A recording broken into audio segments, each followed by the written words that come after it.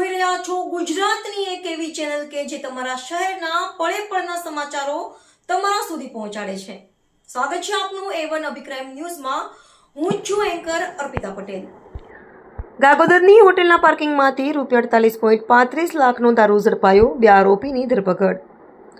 પૂર્વ કચ્છના Gagodar police station વિસ્તારમાં સ્ટેટ મોનિટરિંગ સેલે મોટી કાર્યવાહી કરી છે। ગાગોદર ગામ નજીક આવેલી જય ગોગા રાજસ્થાની હોટેલના પાર્કિંગમાં પીએસઆઈ કેડી રવિયાની ટીમે દરોડો પાડી ભારતીય બનાવટના વિદેશી દારૂ અને બિયરની અંદાજે 500 પેટીઓમાંથી 13,500 બોટલ કિંમત ₹48,35,736નો જથ્થો ઝડપી પાડ્યો હતો। વાહન સહિત અન્ય મુદ્દામાલ મળીને કુલ ₹78,57,666નો મુદ્દામાલ કબજે કરવામાં આવ્યો છે।